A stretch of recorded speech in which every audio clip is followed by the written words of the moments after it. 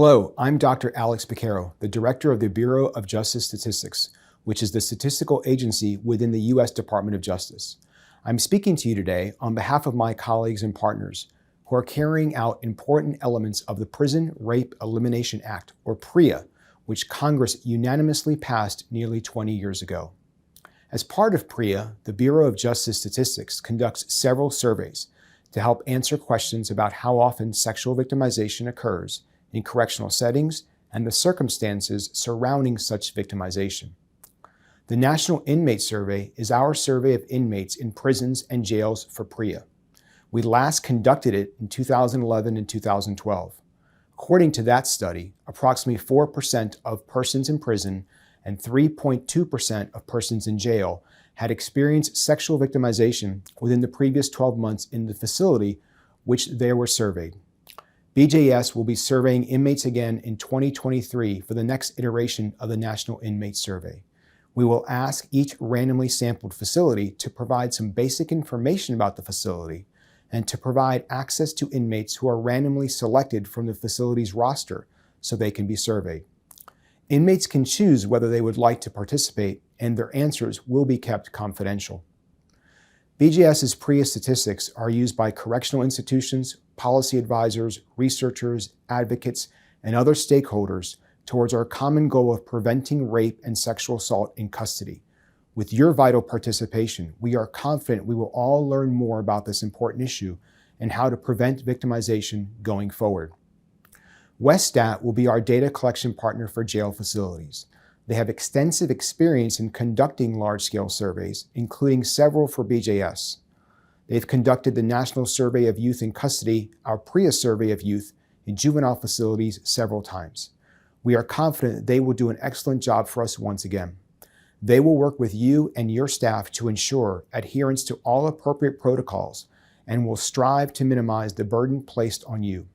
They will now share more about what you can expect during your participation in the National Inmate Survey. Thank you so much for your partnership in this important work. Thank you, Dr. Piquero, for your introduction to the National Inmate Survey in jails and Westat's role in the data collection. My name is Jessica Taylor, and I serve as the Project Director for the jail's NIS.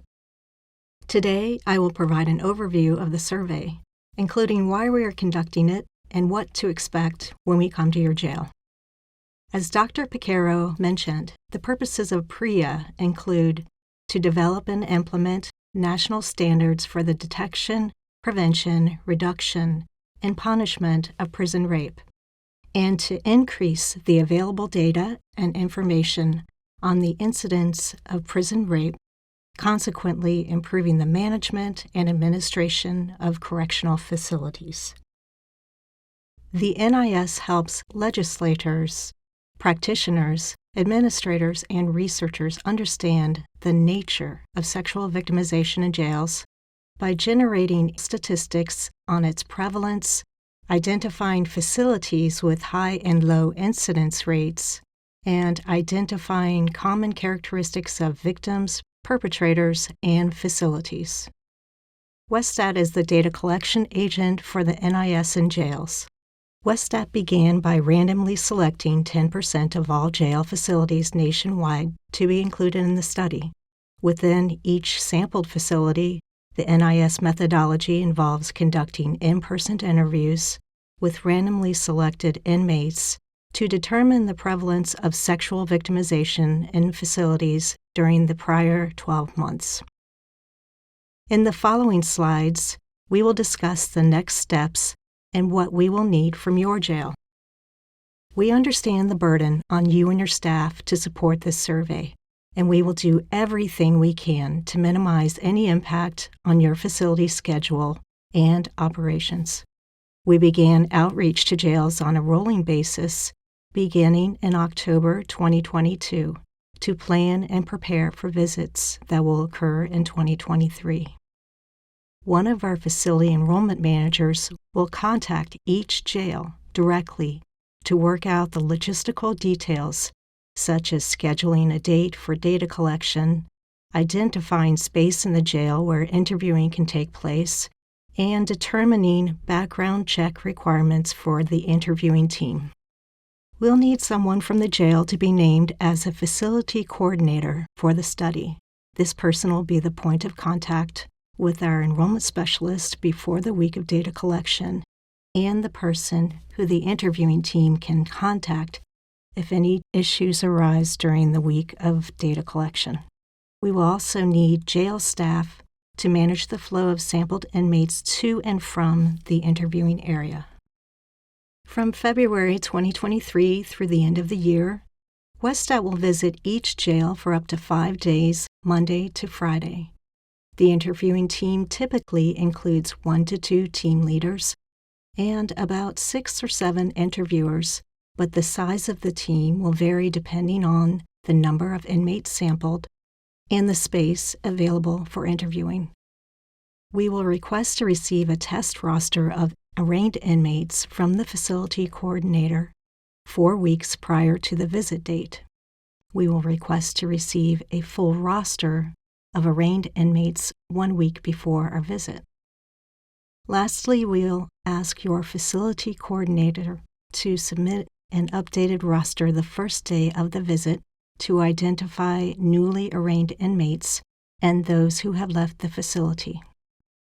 The facility questionnaire will be emailed to the facility coordinator 2 weeks prior to the visit to be completed by the Wednesday of the week prior to the visit. The facility questionnaire provides the larger context for the inmate surveys and collects information about the jail, such as the number of facility staff, staff turnover, inmate management philosophy, staff testing and training, and housing characteristics.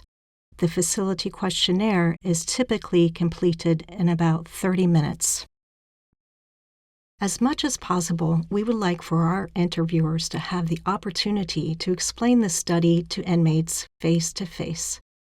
Our interviewers can also answer any questions inmates may have, and then the inmates can decide whether they want to participate.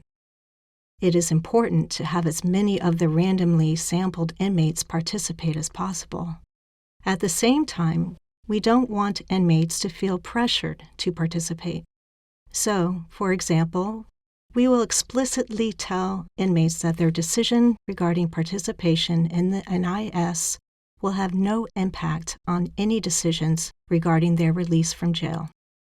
We appreciate you encouraging inmates to listen to the interviewer's description of the study before making their decision. We'll request approval to offer each participating inmate a small incentive, such as an individual serving size bag of cookies or a metered envelope. We have found these small items encourage participation, which helps our interviewing team complete their work in the jail more efficiently and reduces burden on the facility staff who are assigned to assist the interviewing team. We do understand that some jails may not allow incentives, and we will adhere to whatever decision is made at each jail. The inmate survey was carefully designed to be easy for inmates to take. Most inmates will complete it in about 30 to 40 minutes. Due to the sensitive nature of this topic, this survey has layers of safeguards to protect the confidentiality of the inmates. Inmates will randomly receive either a survey that asks about any experiences of sexual victimization while in the facility, or one that focuses on other topics, such as activities within the facility, visitors and outside contact, facility climate, and childhood experiences. The use of 2 surveys ensures that no one at the facility, including the interviewer, knows whether an individual inmate was asked questions about sexual victimization. Each of our interviewers will administer the survey to one inmate at a time, using a touchscreen computer device. We will set up the interview space to provide privacy for the inmate. No one will be able to see the responses that the inmate selects on the computer screen, and no one will be able to overhear anything said between the interviewer and inmate. The interviewer will stay with the inmate to answer questions or assist with any technical issues. Once the survey begins, the interviewer will stay on the opposite side of the computer, so they will never see the screen. Survey questions will appear on the computer screen with yes, no, or multiple choice responses. Inmates can take the survey in English or Spanish. The survey will use audio computer-assisted self-interviewing technology in which inmates see the question on a laptop computer screen, hear the questions through headphones, and select their answers using touchscreen laptops. In some instances where the inmate cannot use the laptop, the inmate may fill out a paper questionnaire. This requires that the inmate has an area to complete the questionnaire where the interviewer can directly hand the questionnaire to the inmate, and the inmate can give the completed questionnaire directly back to the interviewer. In past rounds of the NIS, the paper questionnaire has been used very infrequently, but it is a preferable alternative to not being able to interview an inmate at all. Specific precautions designed to keep inmates, staff, and interviewers safe may include having interviewers self-monitor for symptoms of COVID and refraining from work if they have been exposed to the virus or test positive, having both the interviewer and inmate wear masks during the interview, frequent use of hand sanitizer and sanitizing wipes for computers, and utilizing sanitary coverings on the earphones. We will discuss these precautions in more depth with the facility coordinators, making sure that our processes and the use of any materials or equipment does not compromise the security of the jail or violate any facility policies. Interviewers are employees of Westat, the contractor BJS selected to conduct the study. All interviewers must clear a background check at the time they are hired by Westat. However, we know that many facilities will have their own required clearance processes. We will work with each facility to coordinate the submission of any required background information well in advance of coming to the facility.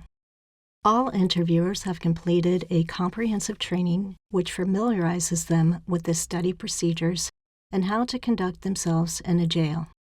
If a facility holds many inmates who speak only Spanish, the interviewing team will include one or more bilingual interviewers.